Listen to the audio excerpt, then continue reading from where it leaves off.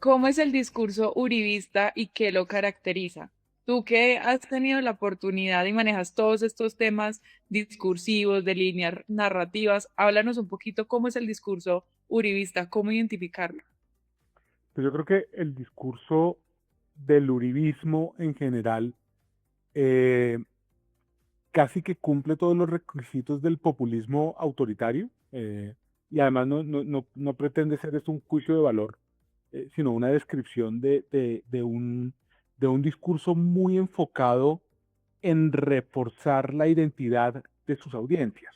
Es muy enfocado no tanto en un mensaje político, sino muy enfocado en conectarse en sus audiencias, eh,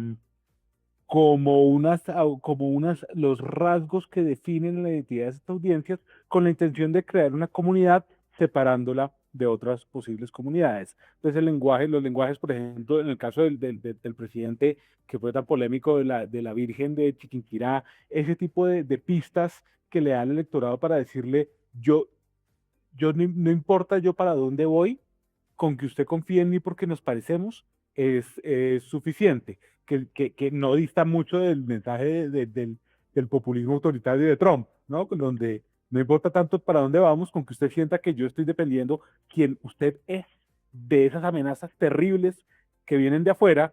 Entonces la construcción de esas amenazas de externas a la identidad y a lo que representa cierto tipo de ciudadano, que además es un ciudadano que no necesariamente, porque uno encuentra en redes sociales unos calificativos muy hostiles hacia los seguidores de una expresión o la otra del populismo autoritario, ¿no? Ciudadanos que tienen unas creencias y que las ven mejor reflejadas en ese discurso. Entonces, ¿qué características tiene ese discurso?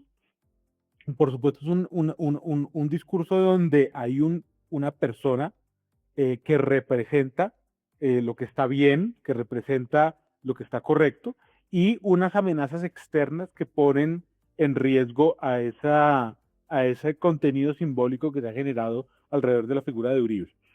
Eh, ¿Qué siento yo? Que es un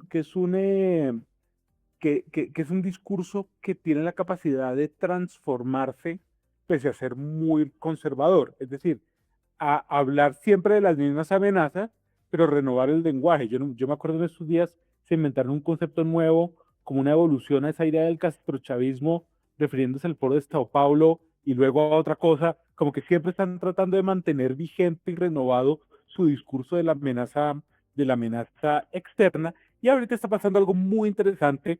Melissa me conoce esta historia del héroe, la princesa y el villano, y es que están volviendo a Uribe la princesa, ¿no? Ya no es la ciudadanía, ya no es, ahora Uribe se vuelve esa cosa que tenemos, o el talismán por lo menos, esa cosa que tenemos que proteger y que tenemos que cuidar, porque sin ella vamos a quedar solos, vamos a quedar abandonados, que es un poco la narrativa que se ha construido ahorita alrededor de, eh, pues, el arresto domiciliario del expresidente. Entonces, eso, digamos, en términos más, más planos posibles, es una narrativa populista, y es una narrativa que se presta mucho en los tiempos actuales. No sé si quieran indagar o hacer alguna profundización sobre las afirmaciones que hice.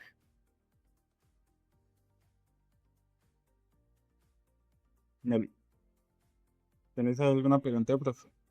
No, no, sigues tú si quieres con la pregunta tuya. Bueno, pues evidentemente ese es el discurso que ha manejado el uribismo, digamos, en el último tiempo, pero en contraste a eso también está el discurso que maneja la gente de centro e izquierda, y más en el extremo en este momento. ¿Cómo, qué caracteriza, cuál es esa diferencia de la extrema ante el uribismo? Yo creo que hay que ser cuidadosos en la comparación y no enredar peras y manzanas, no por una defensa de la izquierda, ni mucho menos, ni por una condena a la derecha.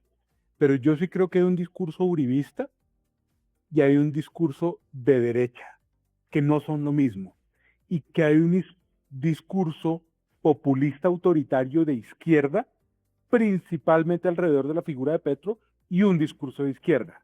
Entonces yo separaría esas dos cosas, decir, comparar uribista con izquierda, creo que estamos mezclando peras con manzana. Entonces, en ese orden de ideas, el discurso populista autoritario alrededor de la figura de Petro, a mi parecer, a mi sentir, se parece mucho al discurso populista autoritario alrededor de la figura de Uribe.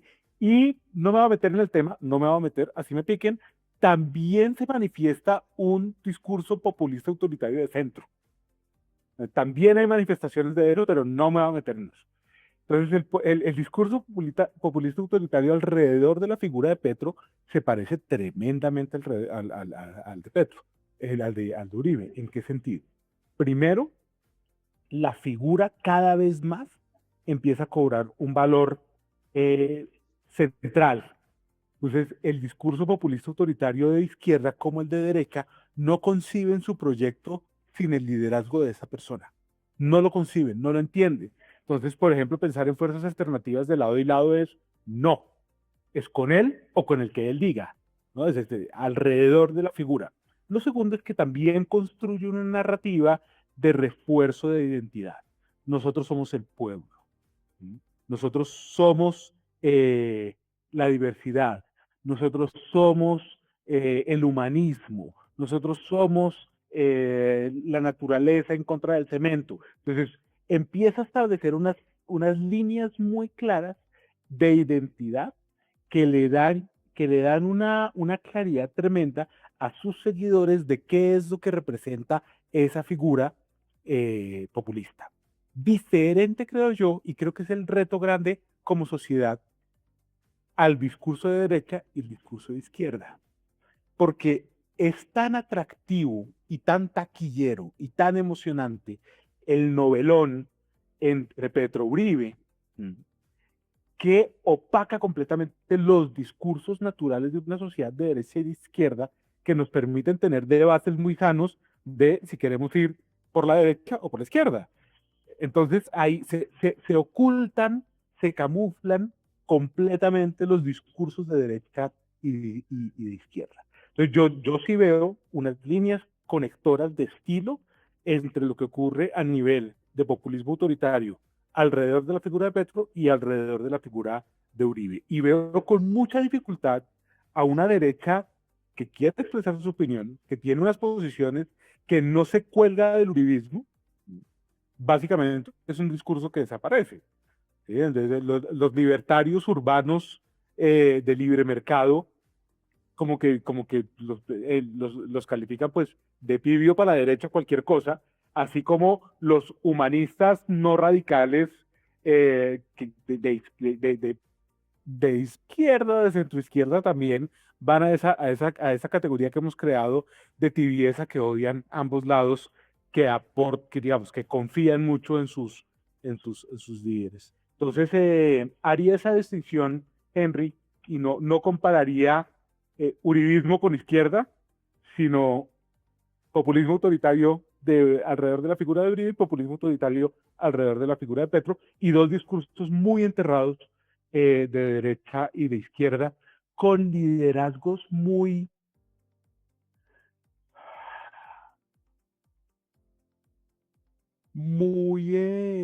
borrosos.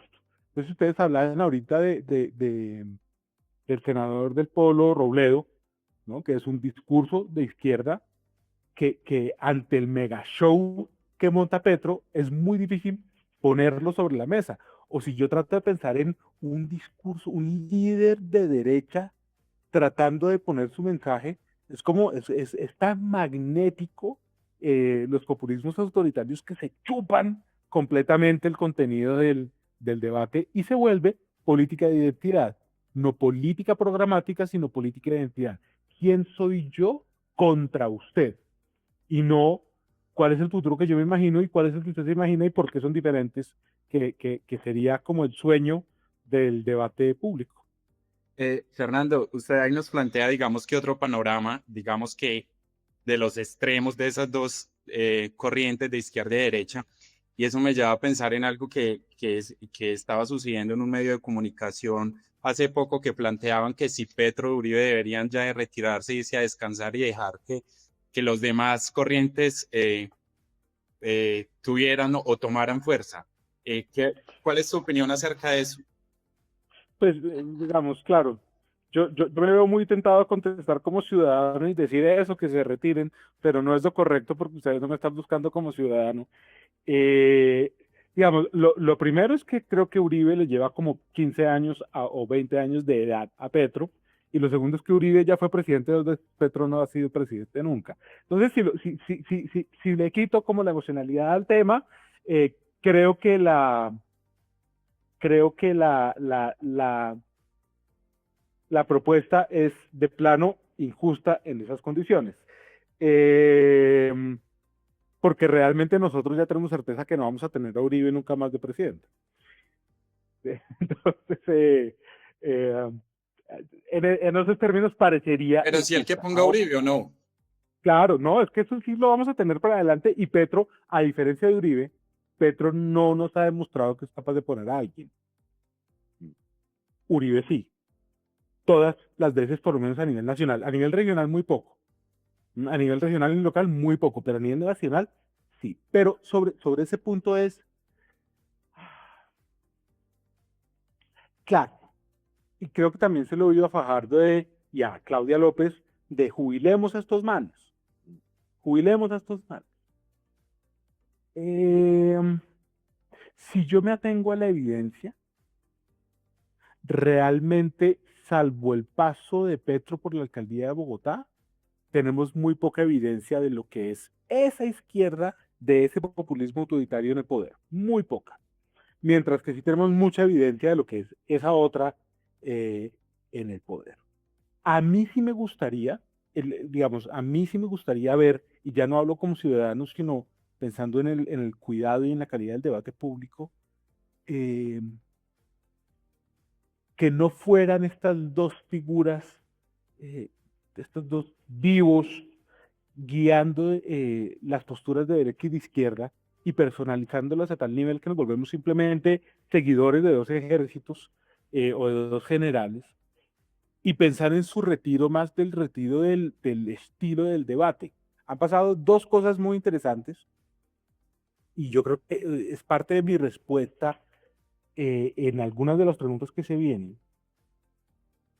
Tanto y obvio esto, Bogotá tiende a dar unos anuncios de lo que puede pasar 5, 10, 15 años después electoralmente en Colombia, pero tanto en lo que pasó con Fajardo en esa primera vuelta, que le faltaron, digamos, le faltó un estornudo de votos, ¿no es cierto?, para dispararse, como el susto que le metió Carlos Fernando Galán a Claudia, ambos con un discurso muy de, hey, dejen este drama, dejen este video, dejen la peleadera. Yo soy un creyente en la peleadera como una estrategia muy exitosa electoralmente. No porque me guste, sino porque funciona. Pero uno sí puede ver que en Bogotá las dos veces hubo una pistica de, de alguien con un discurso de no tenemos por qué hablarnos así, que le funciona. Y eso no me parece menor. Me parece un anuncio muy interesante de lo que podría ocurrir en términos electorales. Ahora, la evidencia sólida, es decir, quienes ganan, sí parece que siguen siendo los populistas autoritarios. Vamos a ver qué pasa en Estados Unidos ahorita en noviembre. Eh, Sería muy interesante ver qué pasa en noviembre en Estados Unidos, si realmente un Trump sigue, a pesar de su estilo de gobierno, su forma de gobierno y resultados de gobierno y de pandemia y de todo, apalancándose en política de identidad para sacar su agenda adelante. Entonces, ¿qué opino? Pues sí, como mensaje es un buen mensaje, que alimenta además una posición no de centro, porque yo conozco personas tanto de derecha como de izquierda diciendo, este no es un estilo para permitirle a nuestros líderes llevar ese estilo, y que puede ser de izquierda o de derecha, pero sí es una forma de la manera en la que se vive el debate público, la que sí deberíamos mandar a recoger, eh, y que es muy característica de este siglo y que está muy recién empezada. Eh, son esas narrativas, eh, sí, son hipersimplificadas, eh, ancladas en símbolos muy primarios, eh, orientadas a guiar a la ciudadanía más a encerrarse en su comunidad que a debatir. Es como lo que tiende a ocurrir. Juan Fernando, yo quisiera preguntarte acerca de los mensajes que deben tener a partir de este momento los candidatos que se vengan. ¿Por qué? Para mí es inevitable que Colombia, a partir del plebiscito, quedamos divididos en dos polos. Entonces estamos los del sí, estamos los del no. Desde ese momento para acá, Colombia solo ha venido presentando polarizaciones por diferentes temas. Ahorita que se termina la pospandemia, pues va a ser muchísimo peor. Está el tema de los TLC, bueno, miles de temas. Yo quisiera preguntarte qué mensajes o con qué ideas tendrían que llegar como esos candidatos para lograr o para reducir mejor la fragmentación política tan grande que hay en nuestro país. Esa es una pregunta de tesis de doctorado, Melissa. Eh, eh,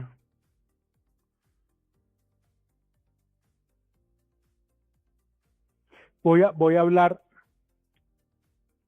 voy a hablar sin evidencia, sí, más como opinador, con evidencia circunstancial, como una persona atenta a estos temas, pero no tengo ciencia que me respalde. Si uno encontrara un patrón común entre la narrativa de Carlos Fernando Galán y de Sergio Fajardo en esos sustos que le pegaron a las figuras más populistas, de narrativas más estridentes, ha sido puro estilo. Y un estilo que apela a una forma muy colombiana de decencia, que no voy a decir que es buena o que es mala, pilas, sino estoy diciendo que eso sea, que esa decencia a la que me refiero sea decencia, porque es una cosa muy de guardar las formas, de no decirnos las cosas duro, no necesariamente es, pero es interesante que haya ese lugar, porque Carlos Fernando, yo no sé, yo no estoy muy convencido que Carlos Fernando tuviera pues el programa para la ciudad, en el caso de Bogotá. ¿Sí? Y yo, no, yo pues conocí el programa de Sergio, quiero a Sergio, pero yo no sé si era el mejor programa y si hubo la oportunidad de hablar de ese mejor programa. Lo que lo detonó a él fue un estilo muy, que apela muy a un espíritu de una especie de decencia. Insisto, no quiero decir con eso que sea el mejor camino. Entonces, cuando tú dices cómo se están perfilando ahora los discursos, lo que yo creo que debería empezar a ocurrir, no, lo que yo creo que va a empezar a ocurrir es que ambos bandos van a empezar a calentar a sus graderías y que las personas que no estamos dentro de esos círculos no nos vamos a dar ni por enterados de qué está ocurriendo. Y esas graderías van a llegar súper calientes al momento electoral, súper calientes. Y la teoría lo que nos dice es que ellos son los, digamos, de ahí es que vamos a elegir. ¿Qué puede ocurrir? No perdamos de vista que el que ganó fue Duque, no Paloma, ni Nieto, fue Duque. Es decir, era la cosa más al centro posible que podía ofrecer el centro democrático. Y eso no es un mensaje menor, porque es una pista también del país que somos. ¿Sí? Y parte de la atención que está recibiendo este gobierno de lo que vimos en noviembre es que estaba gobernando para el uribismo. Y el uribismo no fue el que ganó electoralmente, siendo Duque el representante de una expresión no hiperuribista. Entonces, yo creo que hay una tensión en Colombia desde unas graderías que son muy calientes, muy ruidosas, muy presentes en redes sociales, muy presentes en medios de comunicación, pero que no necesariamente reflejan lo que ocurre en las salas de la casa. Entonces, también, quien sale a votar y con qué intención sale a votar, va a, yo creo que se va a empezar a configurar desde, es difícil saber. Yo siento, puedo equivocarme, obviamente puede ser un error garrafal lo que diga, y como queda grabado puede ser usado en mi contra hasta la eternidad, pero yo sospecho que el nombre del candidato presidencial, del próximo presidente, de la próxima presidenta de Colombia, no está hoy ni en el 7% de la intención de voto. Porque somos muy dados a buscar una persona nueva. Entonces lo que vamos a entrar ahorita es en una política de desgaste. Entonces se desgasta Petro, se desgasta Fajardo, se desgastan los que están ahí sobre la mesa y posiblemente a la hora de votar en los últimos 3 meses del 2022 para marzo o para mayo, a la altura de diciembre 2021, a la altura de noviembre 2021, vamos a ver a quién es la persona que realmente va a entrar a jugar ahí. Y va a depender si la izquierda es petrodependiente, creo que tiene muy pocas probabilidades de ser una opción alternativa. Es decir, la izquierda es petrodependiente. Y ahí, insisto, es que el elector de Duque no es un elector de uribismo. Yo no sé qué tanto sepa eso el uribismo, pero el elector de Duque no es un elector de uribismo. Es un elector de alternativa. Duque es una forma muy fácil de dar la apariencia de dejar el pasado atrás. Era una forma muy fácil hace 2 años de dar la apariencia de dejar el pasado atrás. Entonces él se apalancó también mucho en esa opción. Y por supuesto, el miedo a Petro, que ha construido con mucha éxito, digamos, aquí yo sí podría decir que la derecha, no solo el uribismo, sino en general la derecha, que es diferente del miedo a Uribe. El miedo a Uribe es muy bobo porque es miedo a algo que no va a pasar. Insisto, Uribe no va a volver a ser presidente. Entonces el miedo a Uribe no sirve cuando el candidato es una alternativa de la derecha, ¿sí? O una especie de alternativa de la derecha. Tengo unos retos. Voy a cerrar acá. Pero me puse a divagar. Creo que contesté al principio tu pregunta.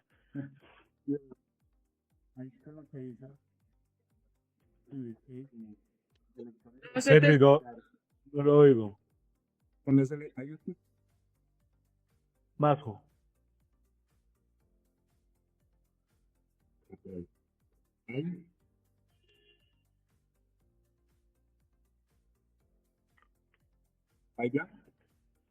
Mejor. escucha bajito, pero Va a, dimos te- por va- completo. va a tener que mandársela por WhatsApp a Melissa y Melissa las queda Las las dos. interpreta. Allá, Eso. ahora Ahí, sí. ahí sí lo vimos. Ahí sí. Cuando usted habla directo a su izquierda, es como si allá tuviera el micrófono. Sí, sí. Ok, la pregunta es, Eso. de acuerdo a los electores de lo que mencionas de Duque, que puede ser que no es tanto de Uribe, es muy similar a lo que pasó con los electores que eran de Juan Manuel Santos, que no fueron decisores en la campaña, sino que cada uno cogió su camino. ¿Hablamos 14 o 10? 2014. Claro. Digamos, de hecho, la actual alcaldesa de Bogotá lo que dijo fue, vamos a votar con tapabocas. Yo no me acuerdo, hay que sacar ese video de la sacada, votar con tapabocas. Él logró, Santos logró, que era el drama de la izquierda. Es decir, a la izquierda le tocó votar por Santos. Y la izquierda no se sentía tan cómoda votando por Santos. Entonces, y realmente lo que logró Santos es decir casi literalmente, no vote por mí, vote por la paz.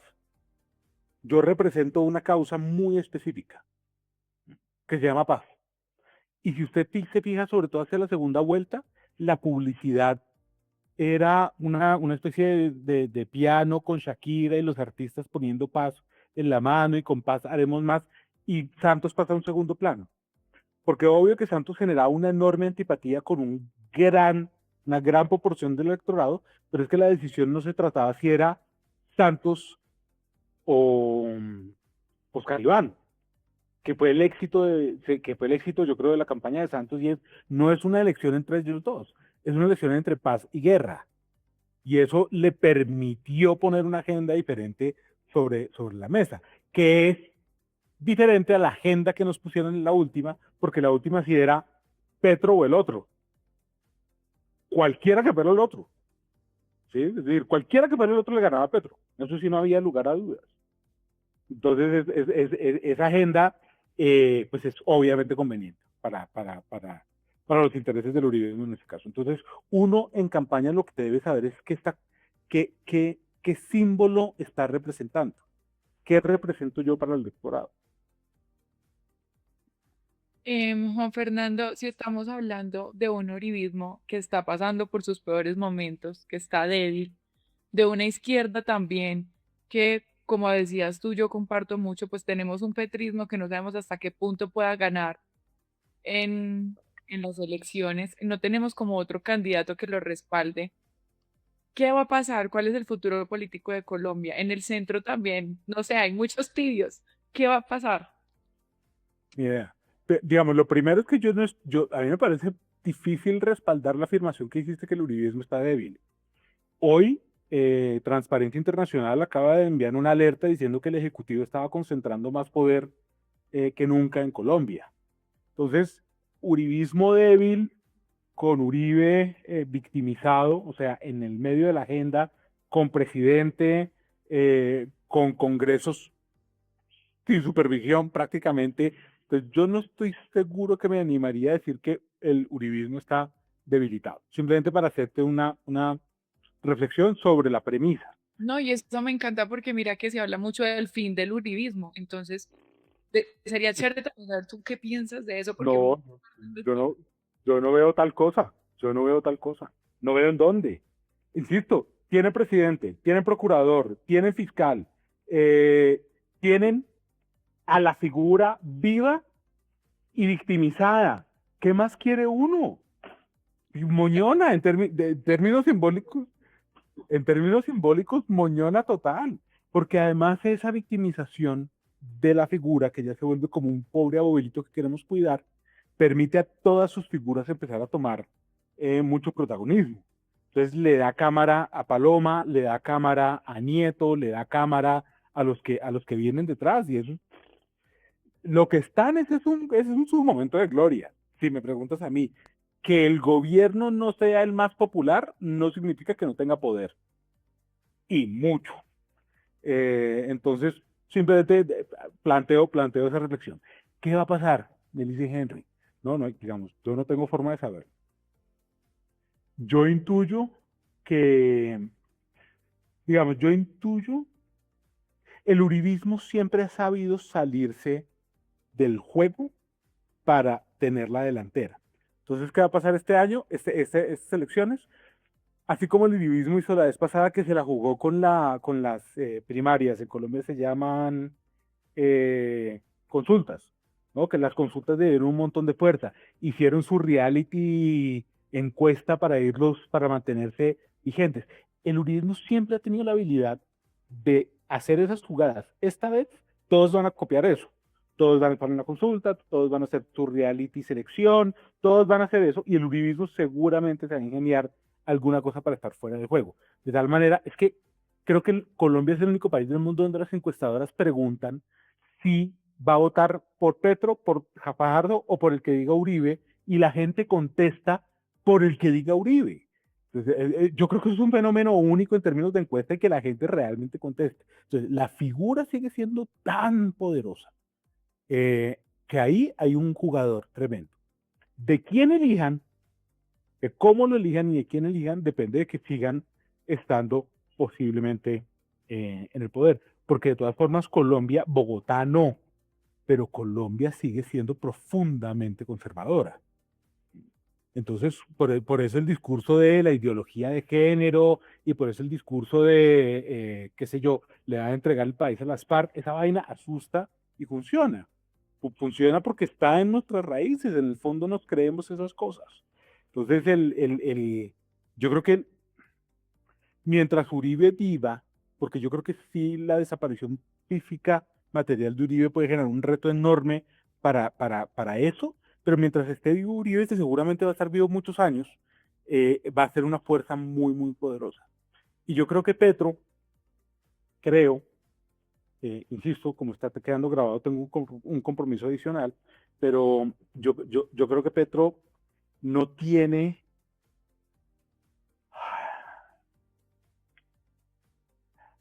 El antiuribismo no es suficiente para ganar. El antiuribismo no es suficiente para ganar.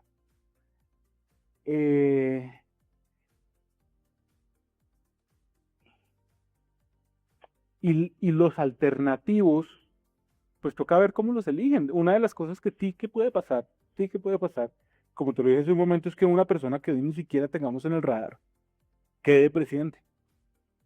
Y eso se presta para que nos pase lo mismo que la de estos años que teníamos en algún momento 33 precandidatos. 33 precandidatos. Yo creo que nos vamos a enfrentar a una situación muy similar, donde todos creen pues que pueden. Y de pronto sí, y de pronto, pues que Duque, pues las probabilidades de que quedara Duque de presidente, para él eran muy bajitas. Entonces yo creo que algo así, yo dudo mucho que quede una figura tipo Petro, una figura mega reconocida, dudo mucho. Ahora, nuestra, eso que estudiamos tú y yo, Melissa, es precisamente el arte de cambiar el futuro. Entonces, hoy las aguas no están dadas para que gane uno de los viejos nombres, pero para eso hay gente que sabe marketing político de comunicaciones para asegurarse de evitar que el destino sea inevitable. Bueno, y ahí lo que dices, marketing político y digamos que las redes sociales y las grandes plataformas digitales pues ayudan a estas figuras a salir de la nada. Pero ¿tienes ahí en mente de pronto 3 candidatos que pueden surgir de la nada y mostrarse de cara a 2022? O reencauchar, porque podemos también hablar de un Oscar Iván de nuevo, no sé. Por ejemplo, sí, Oscar Iván se puede reencauchar. Pero a ver, Juan Fernando, aquí dice 1 minuto, pero no sé si se nos vaya a pagar o algo, pero pues si algo te vuelvo y te envío un link para que terminemos ya las últimas 2 preguntas. perfecto, listo, de acuerdo. Imagínese que ni se sabe uno de los nombres. Juan Carlos Tinzón. Piense usted en una Alejandro Gaviria. Claro, nosotros llevamos 20 años oyendo sus nombres. Para un ciudadano es alguien que acaba de aparecer. Incluso una Paloma Valencia. Paloma se está jugando todas sus fichas. Todas sus fichas. Entonces, cuando hablamos de una figura nueva no significa, incluso cuando hablamos de outsider, no significa una persona totalmente desconocida. Duque no es un desconocido, no es senador del uribismo, hijo de ministro. Pero para el ciudadano sí es una persona que nunca habían visto. Entonces yo creo que eso sí que lo vamos a ver. Y yo creo que Colombia es un lugar que puede pasar, ojalá no, pero puede pasar. Que una persona totalmente outsider gane. Lo que pasa es que hemos creado una estructura de partidos que se lo dificulta muy real. Insisto, puede ser bloqueado por un sistema un poquito robusto en términos de partidos, pero que una Luisa Fernanda W le dé la chifloreta y quede. Porque es que estamos en actitud de sabotaje. Los ciudadanos estamos en actitud sabotaje, en actitud de como el meme que tira todo como para arriba. Y eso pues, obvio que es un riesgo, obvio que es un riesgo. Es un riesgo. Pero bueno, no lo veo tan claro. Creo que el sistema estaba relativamente protegido contra eso. Protegido no es necesariamente en el buen sentido. De pronto lo que necesitamos. Eso es lo que va a pensar una abuelita. Como, eso fue Trump. Lo que necesitamos es un empresario. Henry, ¿ya te sirve tu micrófono? Sí, yo ya los escucho perfecto. Súper. Bueno, ya aquí terminando, Dice, después de esta pandemia, al país le van a quedar grandes retos sociales y económicos para afrontar. ¿Qué candidato puede ser ese que, digamos, nos salve de la crisis en la que vamos a quedar? Más que exista un nombre como tal, ¿qué tipo de candidato podría ser? ¿Con qué mensaje tiene que llegar a los colombianos para lograr convencerlos en las próximas elecciones? Estoy leyendo ahorita un libro que se llama Democracy for Realists, Democracia para Realistas. Em, y estudian muy juiciosos cómo hay un lazo bastante evidente entre la sensación de afectación económica y la decisión de voto. Bajo esa premisa, si realmente son 2 años tan duros como aparentemente van a ser, se debería manifestar un voto castigo. Lo que pasa es que, claro, eso asume reelección congresional por reelección gringa. Aquí yo no estoy seguro que el elector piense que al votar por Duque está votando, rebotando, volviendo a votar por Uribe. No lo sé, no lo tengo tan claro. Pero les voy a ser muy franco. Cuando mis amigos que hacen empresa, mis amigos que no les interesa la política, aunque están enterados lo suficiente para hacer un ejercicio de ciudadanía, se angustian. Yo creo que al final Colombia sobrevive un mal presidente. Hay una estructura de poder regional, hay alcaldes, hay gobernadores, hay un senado, hay figuras chéveres, hay una democracia que empieza a abrirse espacio, hay una, sobre todo, que uno lo ve, las ciudades intermedias están dando patadas duras a la lonchera diciendo no, esta forma tradicional de hacer política no, y estamos haciendo experimentos. Entonces esos experimentos que antes se los reservaban solo a Bogotá, ahora Cartagena se volvió experta en lanzarse esos experimentos, Medellín también se está aventurando a hacer esos experimentos. Entonces yo creo que la verdad, al final, el candidato perfecto o la candidata perfecta es aquel por la que la mayoría, la mayor cantidad de ciudadanos vote. Y yo me enfocaría más en cómo saco más ciudadanos a la calle como candidato, porque eso es lo que al final protege el sistema. Cuando decías, el plebiscito nos dividió en dos, pucha, no votó el 60% de la población. No votó el 60, no votó el 40% de la población.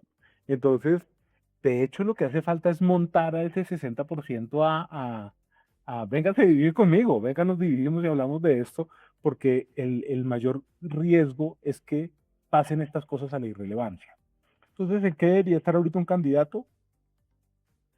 Ahorita yo creo que un candidato debería estar encontrando qué representa y para quién, cuál es su comunidad, cuál es la comunidad que quiere construir y a qué comunidad quiere eh, cultivar. Y hay una comunidad uribista que no es tan grande, de un 10-15% de la población, fuerte, vibrante, con sus posiciones. Hay una comunidad petrista, que en el caso de Bogotá no es como el 33%, pero nacionalmente no es otro 12%, 13%, 15%.